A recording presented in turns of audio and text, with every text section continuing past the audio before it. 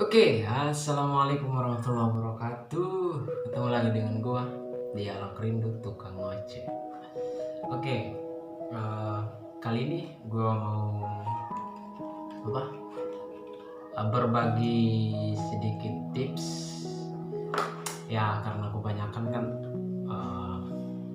ada yang ini sih, ada yang nanya juga sih. Tips patah hati katanya. Gimana sih cara mengontrol emosi, mengontrol hati yang patah? Anjay, buset dah. Ya karena kebanyakan yang gue lihat sih rata-rata sedang mengalami fase-fase ini lah, fase-fase patah hati gitu loh. Bukan berarti yang tips dari gua ini adalah tips yang paling ampuh. Ya enggak sih. Benar sudah banyak sekali yang membahas tentang ini. Teman-teman tinggal nyari aja di YouTube tuh, tulis tips-tips patah hati itu keluar semuanya itu dari para pakar gitu. Dan di sini gue bukan pakarnya, gue hanya ya seperti oli kotor yang didaur ulang di sini gitu. Jadi gue seperti itu, kayak oli kotor lah, makanya mudah dilepas gitu. Bangke. Sebelum gue lanjut, kalau kalian bertanya apakah gue pernah ngalamin patah hati, iya jelas pernah. Dan tips ini yang gue kasih, yang gue praktekin di diri gue sendiri sebenarnya, makanya gue berani ngasih tipsnya. Oke? Dan ini nggak pernah gue bla bla lah, intinya gue pernah pakai sendiri tips ini. Oke, tips patah hati versi Dialog Rindu Tukang Ngoceh. Oke, yang pertama, silakan disimak baik-baik.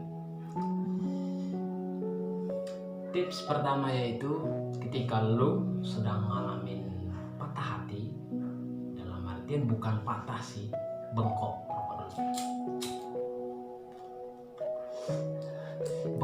sekedar bengkok gitu lah. Nah di sini yang perlu lu lakuin, ya bukan lu lakuin sih, terserah lu deh. Usahakan manajemen perasaan kamu itu ditata. Masih manajemen perasaan kayak orang kuliah aja ya. Manajemen perasaan kamu itu ditata. Dalam artian yang gue maksud manajemen di sini, gue nggak ngelarang lu marah, gue nggak ngelarang lu nangis, gue nggak ngelarang lu sedih, gue nggak ngelarang lu ngapain aja setelah lu ditinggalin seperti itu. Gue nggak ngelarang itu. Lu sedih, lu nangis, lu marah, manusiawi. Oke, wajar gitu. Wajar lah ketika seseorang yang begitu sedang memperjuangkan cinta, kisah ini agar nantinya cepat menyatu, dan ternyata endingnya hanya mendapatkan sebuah oli kotor. Ya wajar lah orang marah gitu. Dan gue nggak ngelarang lu marah, nggak ngelarang lu sedih. Dalam artian gini, lu boleh bersedih, lu boleh nangis, boleh. Dalam artian di sini usahakan manajemen perasaan kamu dipakai. Maksud gue gini, ketika lu nangis, ketika lu sedih, ketika lu nggak tidur selama berhari-hari, bermalam-malam, terserah berapa lama lah, usahakan ada timbal baliknya. Timbal balik di sini yang gue maksud, ketika lu ngelakuin tangisan, ketika lu ngelakuin kesedihan, marah, ngambek, nggak tidur, usahakan ada timbal baliknya. Timbal balik di sini yang gue maksud yaitu teduhnya hatimu dan jernihnya pola pikirmu. Dan jika yang lu lakuin tadi, lu nangis, lu sedih, lu marah, lu ngambek, dan lu ngapa-ngapain, dan endingnya lu akan tetap terpuruk, saran gua lu jangan lakuin itu. Karena di antara jatuhan air matamu, di antara kesedihan-kesedihanmu, di antara kemarahan-marahanmu yang menurut gua begitu ambisius, sadarlah di sana ada sesuatu yang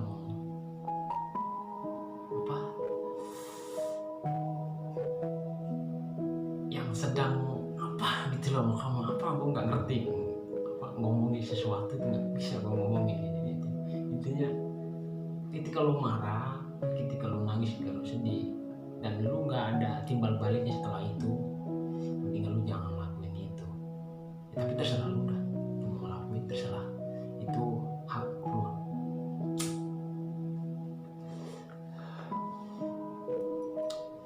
Oke, tips kedua itu tips pertama yang gue lakuin. Biasanya gue gitu, ketika gue sedang ngalamin itu, gue nggak ujung-ujung langsung rame apa di media sosial, nggak rame gue.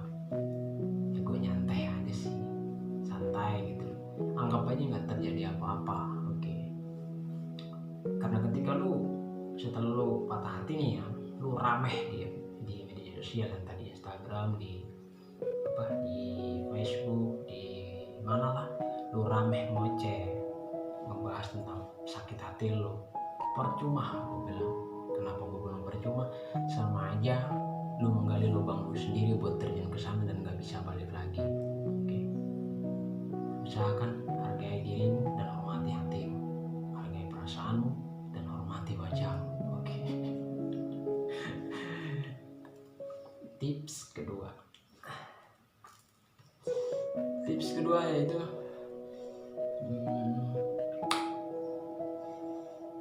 apa ya? Tips kedua, cari hiburan. Hiburan di sini yang gue maksud yaitu hiburan yang bikin lo nyaman. Hiburan yang menurut diri lo itu ya, diri lo sendiri itu nyaman lo lakuin gitu. Bukan nyaman buat orang lain gitu. Ketika lo mencari hiburan entah apalah, terserah. Lo mau makan nasi 1 baskom, mau minum air 1 galon, atau mau makan cabai 1 mangkok, atau mau makan apa dah, makan bakso 5 porsi, itu terserah lo. Selagi itu bikin diri lo nyaman, nggak usah mentingin kenyamanan orang lain dulu. Yang penting adalah kenyamanan diri lo sendiri. Ketika lo udah nyaman dengan hal itu, otomatis kenyamanan orang di luar diri lo akan bisa kondisikan diri nantinya. Dan di sini gue saranin ketika lo mencari sebuah hiburan, usahakan hiburan yang bikin diri lo menjadi seorang yang berkembang ke depan, seorang yang bisa mengerti dirinya lagi ke depannya. Jangan mencari hiburan yang ujung-ujungnya membuat lo terjerumus ke dalam hal-hal yang tidak pantas, tidak manusiawi. Ya meskipun kadang-kala ada yang mencari hiburan yang menurut gue sih, yang menurut mereka bagus, dan gue nggak nyalain juga sih, itu hak mereka, hak kalian, hak berkreatif kalian lah, kalian ngelakuin itu. Yang biasa di sini di daerah Sumba itu ternyata gitu, tahu kan, gitu. Nah itu karena bagi mereka itu jujur katanya, ya memang benar juga sih, dan gue nggak nyalain itu juga. Itu terserah mereka, itu pilihan mereka gitu. Dan gue saranin usahakan nyari hiburan yang sesederhana mungkin, dalam artian nggak perlu hiburan yang lu cari buat menyamankan diri lu sendiri itu harus mewah, harus wow, dan ketika lu ngelakuin itu orang bilang wow lu keren. Karena menurut gua lu ngelakuin kayak begitu percuma. Kenapa? Karena percuma lu ngelakuin hal-hal yang keren, hal-hal yang menurut kebanyakan orang keren, kebanyakan orang wow, kebanyakan orang bilang wih jempolnya mana tempat, jempol kaki. Percuma. Kenapa gue bilang percuma? Karena itu gak bikin lu nyaman, dan lu sadar tentang itu, dan lu sendiri gak nyaman ngelakuin itu. Karena terpaksa lu ngelakuin gara-gara dobrakan obrolan dari luar diri lu lebih percaya itu ketimbang diri lu sendiri. Akhirnya lu terjebak dengan itu. Dan terakhir, intinya carilah hiburan yang sederhana mungkin, yang bisa bikin diri lu nyaman. Intinya diri lu sendiri nyaman. ketika lu udah nyaman, intinya nyaman, dan nanti endingnya lu akan ngerasain sendiri.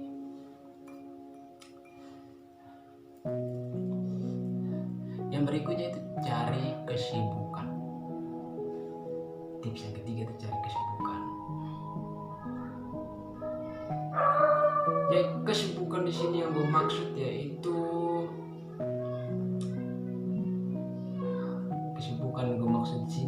kesibukan yang bermanfaat buat diri lu sendiri. Ya usahakan juga bermanfaat buat orang lain. Kenapa?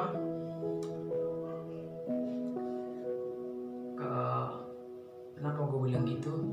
Sebab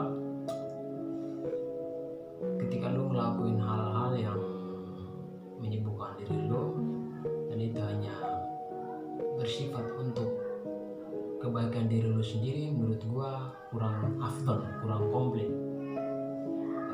Ketika lu ngelakuin hal yang dalam artian di sini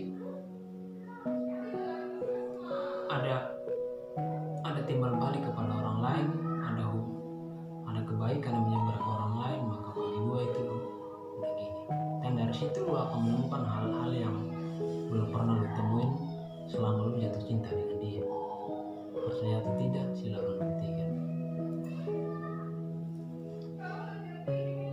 Yang keempat yaitu, ini sering kali kalian ya, yang baru-baru pacaran, baru-baru ya anak-anak SMA lah, kalau udah putus, udah mengakhiri sebuah cerita, kisah cinta, ending-endingnya blokir. Wow, anjing banget. Yang biasa mah kalian yang kayak begitu, yang ngelakuin seperti itu, menurut gua nggak pantas lah. Itu ibarat kalian baru belajar jatuh cinta, ibarat kalian baru bayi yang ditimang. Maksud gua gini, ya meskipun ada tips dari yang udah pakar, katanya sih hapus semua kenangan tentang dia, hapus semua memori tentang dia, blokir semua media sosial yang berkaitan dengan dia. Menurut gua ada bagusnya. Menurut mereka sih, tapi menurut gua sih, gua punya persepsi sendiri. Kalau gue sih nggak usah diblokir, nggak usah dihapus, nggak usah diblokir, nggak usah dihapus. Kenapa? Karena percuma. Karena menurut gue itu percuma. Kenapa percuma? Nih, percuma lu hapus semua foto tentang dia, kenangan-kenangan tentang dia, entah apa aja, lu blokir media sosial tentang dia. Ya meskipun pada saat lu ngelakuin itu, lu ngelakuin secara terpaksa, dan menurut gue percuma. Kenapa percuma? Karena ingatan-ingatan kecil, kenangan-kenangan kecil yang pernah terjadi di antara kalian, oke, itu dampaknya suatu saat nanti lebih besar dibanding foto media sosial lu blokir. Kenapa dampaknya besar gue bilang? Ya lu ingat baik-baik, ketika suatu saat nanti, ketika ingatan-ingatan kecil itu kembali mengusik pikiran dan hati, di saat itu lalu akan menjadi seseorang yang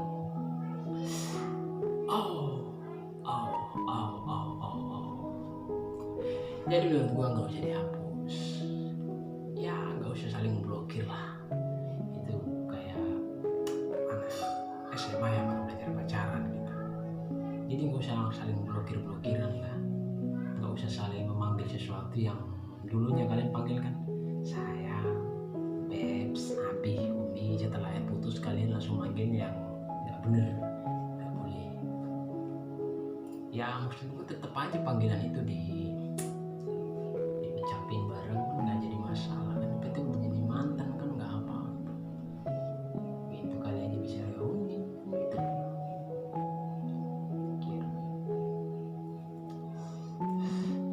Oke, sekian dulu ya.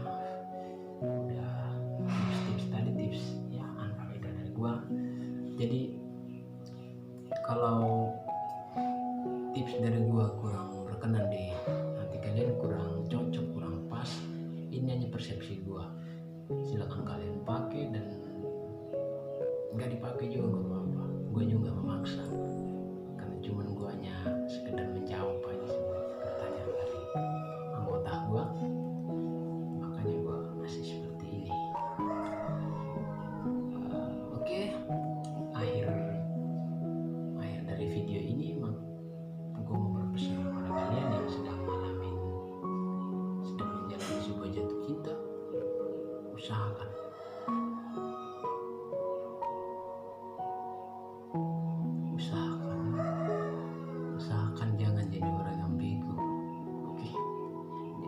tolol.